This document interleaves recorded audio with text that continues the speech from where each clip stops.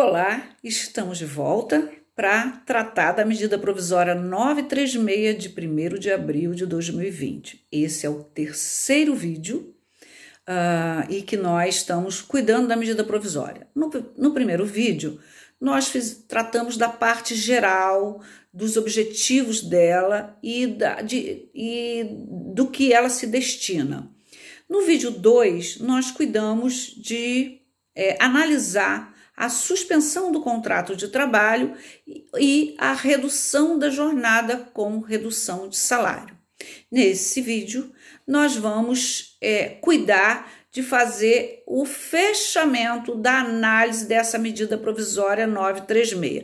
Lembrando que essa medida provisória ela tem por objetivo fornecer um auxílio emergencial para os empregados que não estiverem trabalhando e a possibilidade do empregador reduzir salário. Quero lembrar que a redução de salário e de jornada, ela tem uma previsão ou tem um óbice na Constituição Federal, no artigo 7º, inciso 6, que determina que qualquer redução salarial deverá ser feita com a intermediação do sindicato da categoria, portanto, através de negociação coletiva. Mas, na atual conjuntura, onde se foi declarado no país o estado de calamidade pública em razão da pandemia pelo coronavírus, a situação das relações capital e trabalho, elas estão bastante alteradas. Essa medida provisória também tem por objetivo a manutenção dos empregos e a estabilidade da renda, né? Portanto, um critério social. Ela não é um dos melhores instrumentos que temos, não é uma norma clara, não é uma norma facilitadora de compreensão. Ela tem segurança jurídica, sim, já falo isso em todos os vídeos, como a MP 927 também, que cuidou das férias antecipadas sem observância daqueles prazos, que cuidou da antecipação de feriados, que cuidou também do teletrabalho ou trabalho em domicílio, né, das formas de trabalho em domicílio, o teletrabalho é um deles, e que cuidou também da compensação de horas com banco de hora. Para essa MP 927, nós fizemos 3 vídeos que está lá no meu canal do YouTube. Visitem o canal do YouTube, foi uma ferramenta que nós criamos com esse, já havíamos criado anteriormente, com esse objetivo de difundir esses debates. Então, quem tiver interesse da análise da MP 927, que convive com essa, uma coisa não exclui a outra, e aí nós precisamos fazer algumas ponderações sobre essas questões. Mas vamos voltar aqui para encerrar as medidas que são comuns tanto à suspensão do contrato de trabalho quanto à redução de jornada e redução de salário que o empregador poderá adotar de acordo com o tipo de negócio dele, se o negócio dele está em funcionamento, se é conveniente para ele adotar essa ou aquelas medidas. Muito bem, a pergunta que sempre me é feita é: eu posso dispensar o meu empregado? A dispensa do empregado é um poder do empregador, que vem lá do seu poder de direção, do artigo 2º da CLT. Portanto, é um poder potestativo, embora as discussões da Constituição Federal, com a tentativa de proibição de dispensa arbitrária, mas veio a lei do seguro-desemprego e a multa compensatória dos 40% sob fundo de garantia, Lei 8.036 de 90, que alargou toda essa possibilidade. Portanto, no Brasil, hoje, dispensar imotivadamente é um direito potestativo. No entanto, na constância dessa MP 936, caso o empregador adote a alteração das cláusulas contratuais ou para suspender ou para reduzir salário e jornada, no momento em que ele adotar essa alteração, ele não pode dispensar o empregado de qualquer maneira. Ah, ele não pode dispensar? Não, ele pode, mas vai se sujeitar às regras do contrato a prazo, que é o pagamento de salários, de parte do salário, até a finalização do contrato. E qual é o período dessa estabilidade? Vamos usar a expressão mais adequada, que é garantia provisória. Não é bem uma estabilidade, porque estabilidade pressupõe aquela estabilidade decenal, antiga, já em desuso, embora prevista na CLT.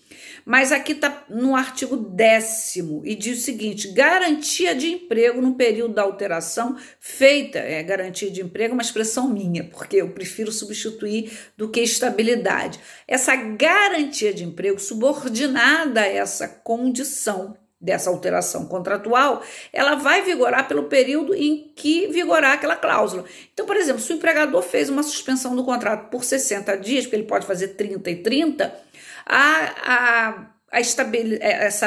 essa garantia provisória vai ser por esses 60 e mais 60 quando encerrar essa suspensão do contrato de emprego.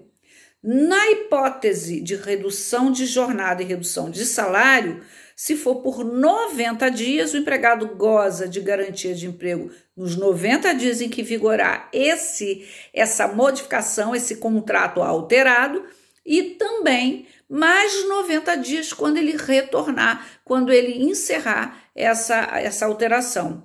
Ficou claro isso? Muito bem.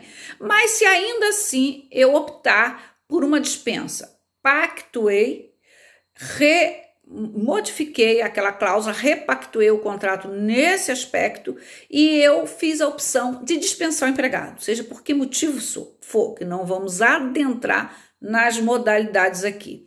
Muito bem, se não for a hipótese de justa causa, porque é óbvio que se o empregado estiver trabalhando num contrato com uma redução de jornada, ele pode praticar uma justa causa. Até com contrato suspenso é possível nós identificarmos as situações de justa causa prevista lá no artigo 482 da CLT, aqueles tipos ali. Então, se não for uma hipótese de justa causa, que pode ocorrer, se não for uma hipótese de pedido de demissão, que pode ocorrer, mas se for uma demissão imotivada por parte do empregador, obviamente, demissão imotivada, esse empregador ele vai estar obrigado a pagar, segundo o artigo 10º, parágrafo 1º, o seguinte: além das parcelas resilitórias que ele deverá fazer face, pagamento de 50% do salário até final da estabilidade, para salários com redução entre 25% e 50%. Pagamento de 75% do salário até o final da estabilidade, da garantia de emprego, para salários com redução entre 50% e 75%, naquela tabela que eu falei no vídeo 2. E pagamento de 100% para aqueles salários que tiveram uma redução de 70%, conforme tabela anteriormente falada.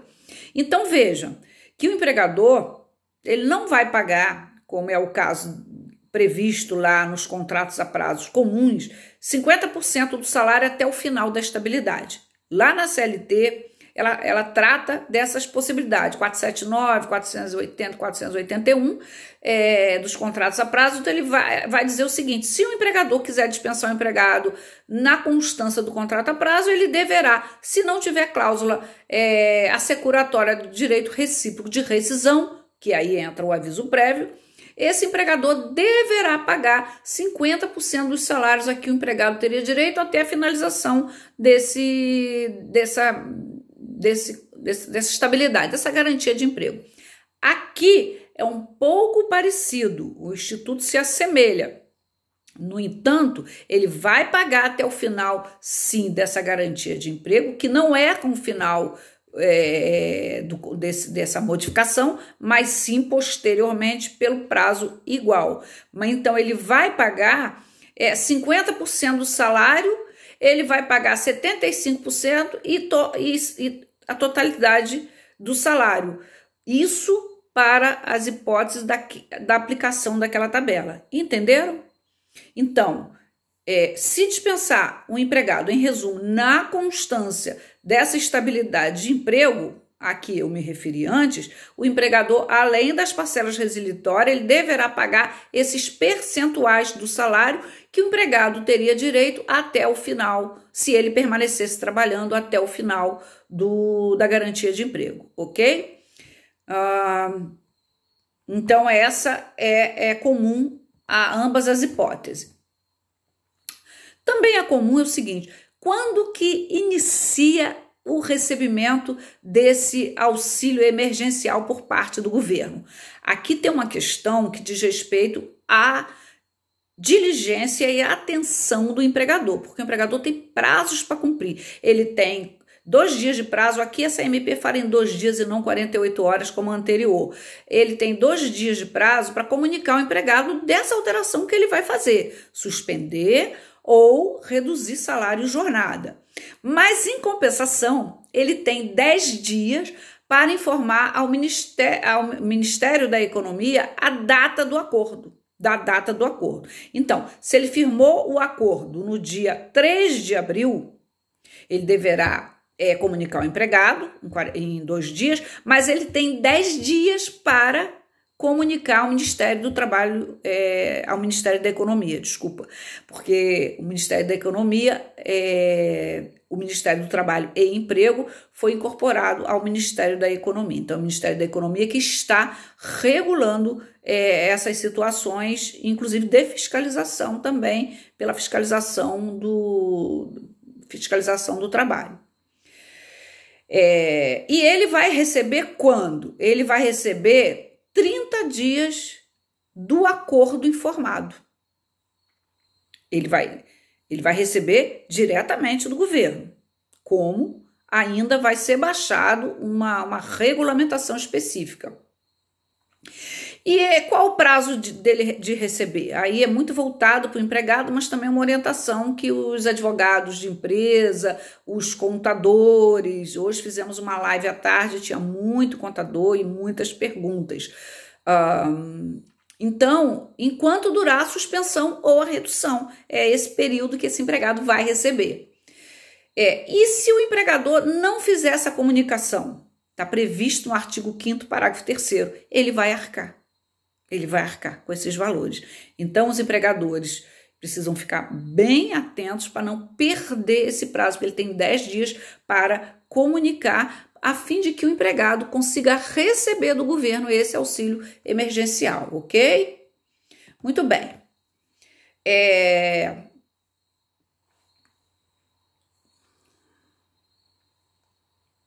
E quando é que vai cessar esse benefício, esse salário menor? Esse benefício ele vai cessar. E aí, para as duas hipóteses, para as duas situações de cessação, de suspensão ou de redução de salário e jornada, está previsto no artigo 7º da cessação do estado de calamidade pública, que são 3 situações. Vamos supor que esse estado de calamidade pública encerre daqui a 1 mês. Seria ótimo, todos nós estamos torcendo por isso, né? Mas pode ser prorrogado por mais 2 meses, por mais 3 meses. Então, é uma hipótese prevista no inciso 1 do artigo 7º. A outra hipótese da data estabelecida no acordo individual como termo de encerramento. Então, se o empregador faz um acordo de 60 ou de 90 dias, vai ser essa data. Da data da comunicação do empregador que informa o empregado sobre a sua decisão de antecipar o fim do período da redução pactuada. Por exemplo, se o empregador faz uma redução salarial e redução de jornada para 60 dias, ele pode fazer até 90, mas vamos supor que ele faça por 60, a partir de hoje.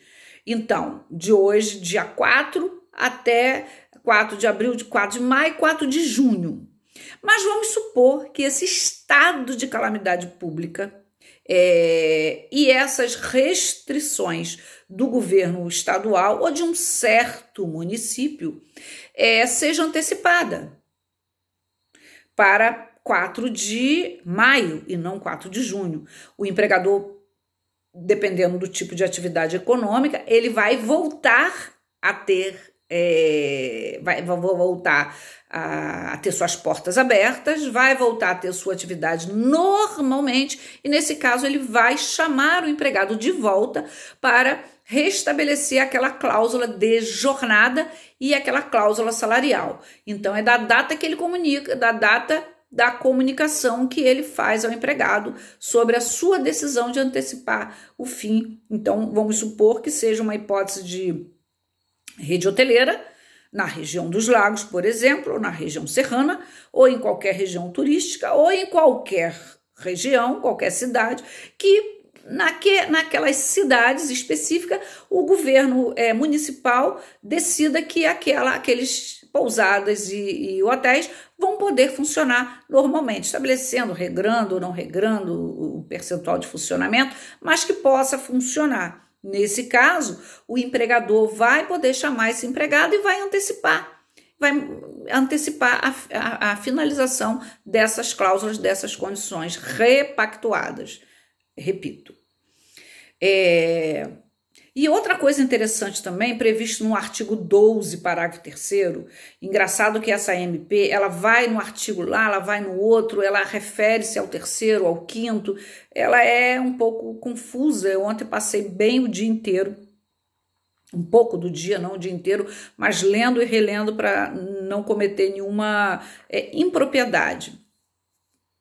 Então, ela diz no artigo 12, parágrafo 3º, que as convenções ou os acordos coletivos de trabalho celebrados antes da entrada em vigor dessa MP, que ela entra na data da sua publicação, 1º de abril, mas que foi quase meia-noite, então dia 2 de abril, que as convenções e os acordos coletivos poderão ser renegociados para adequação de seus termos, isso no prazo de 10 dias, contado da data da publicação dessa medida provisória. Então, os acordos e as convenções coletivas poderão, no prazo de 10 dias corridos, serem renegociados. Então, se uma determinada categoria profissional tiver um acordo em vigor, seja normalmente com relação à jornada de trabalho e salário, ou que seja com relação a que não tenha essa alteração, nenhuma alteração, mas que seja por que for, pode fazer uma renegociação específica com relação a esse item, a esse direito, a essa cláusula de salário de jornada, ok? Estamos correndo para que os nossos vídeos não fiquem muito longos e vocês não queiram assistir, não tenham paciência de assistir, e também eu não consiga carregar no YouTube, porque eu gosto de carregar à noite, facilita bastante. Previsão, ela traz no artigo 17 também a possibilidade de curso, a manutenção, que isso já tinha na medida provisória 927, mas ela reafirma aqui a previsão de cursos de especialização e os custos dele para os empregados que possam trabalhar à distância, né? Então tá lá no artigo 17. Um outro dado curioso no artigo 13, a redução proporcional de jornada e de salário, ou a suspensão do contrato, que são os dois motes dessa medida provisória, obviamente com auxílio do governo, né, manutenção da renda, deverão resguardar os exercícios e o funcionamento dos serviços públicos e das atividades essenciais. Olha, é óbvio que ela se destina a quase todo tipo de empresa, ressalvando, eu falei no vídeo 1, os funcionários públicos e os empregados públicos, que eu explico lá no vídeo 1 a diferença do setor da administração direta, indireta e autarquias. Mas veja bem, concessionária de energia elétrica, de água, serviços de funerária e outros setores de saúde, outros setores de serviços públicos e atividades essenciais, que é muito bem descrita lá na lei de greve. Esse tipo de setor, a redução deverá resguardar o funcionamento. Então, se alguns desses setores, por exemplo, de energia elétrica, vai fazer redução, mas tem que ver qual setor que ela vai poder reduzir o horário, a jornada de trabalho ou a suspensão. Então, se é só o setor administrativo, se é o setor operacional, então essas empresas têm que ficar muito atento para esse artigo 13 dessa medida provisória 936, ok? Aqui também no artigo 14 fala da multa pelos fiscais de trabalho. Vamos ficar atentos a isso, porque os fiscais de trabalho, se na MP 927 ela inibe a atuação dos fiscais do trabalho para algumas situações ali, ela estabelece na MP 927 em que circunstâncias os fiscais de trabalho podem fiscalizar as empresas. Aqui ela reforça bastante o papel da fiscalização do trabalho, tá? Estabelecendo multas, inclusive tem a tabela ali, não a tabela, mas os tipos de multa, o tipo de local, o tipo de fiscalização que ela deverá fazer.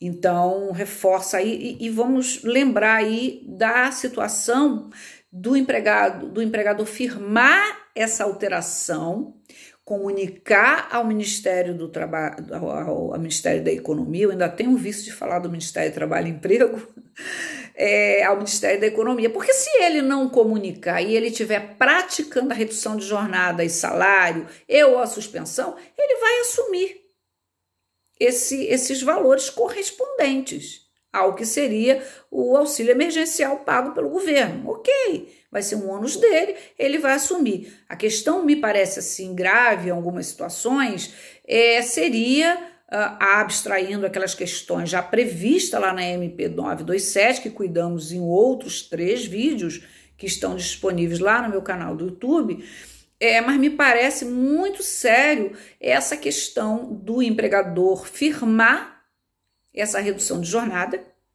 e o empregado receber o benefício do governo, mas praticar uma fraude e definir que o empregado vai trabalhar às 8 horas. Isso aí me parece muito grave. Vivemos um momento aí que me parece, reafirmo, não há espaço para fraudes, não há espaço para simulação, não há espaço para má fé. É o momento em que as mãos precisam ser dadas virtualmente, legalmente, para que essas normas possam ser cumpridas, que as situações possam ser cumpridas. Então, o empregador vai pactuar a suspensão do contrato. Então, não pode botar o empregado para trabalhar em regime domiciliar, em teletrabalho, trabalho remoto, seja que situação for. Ou mesmo dentro da empresa.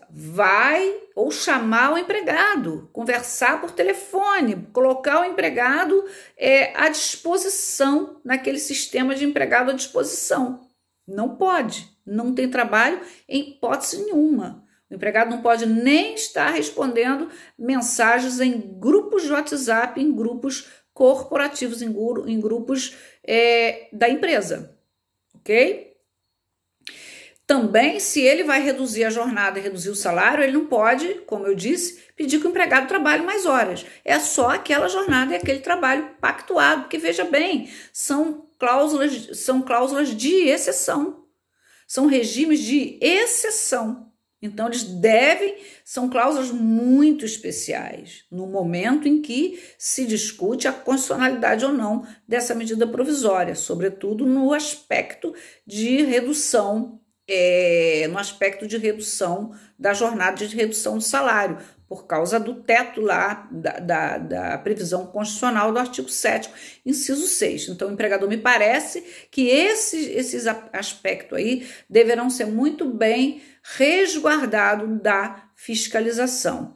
Lembrando que quando o empregador paga lá naquela possibilidade lá de empresas acima de 4.800.000, em que a redução, que o empregador vai pagar 30% na hipótese de suspensão, esse valor, ele não tem natureza jurídica salarial. Não me recordo se eu falei. Por quê? Então, ele não vai fazer face para efeitos de fundo de garantia, de férias, de fundo de garantia, de INSS e outras parcelas de natureza salarial. Bom, então eu acho que com isso, de forma rápida, depois faremos outros vídeos com um aprofundamento mais jurídico, mais acadêmico, traçando a teia entre o que tenha na CLT de 1946, a CLT, as alterações da Lei 13.467 de 2017, a medida provisória 927, que cuida de férias, de antecipação de feriados, de compensação de jornada e de teletrabalho, com essas alterações dessas duas medidas provisórias. Mas então é isso. Olhem lá no meu canal do YouTube, curtam se vocês gostaram. Eu sei que tem muita gente falando sobre isso, mas eu tenho um público também que é um público meu. São os alunos da graduação, da pós-graduação, os colegas advogados, os meus clientes. Então, também estamos aqui cuidando dessa matéria. Então, eu quero agradecer a vocês que, por enquanto, sobre a MP 936, nós ficamos por aqui. Muito obrigada a todos e até o próximo vídeo sobre outro assunto.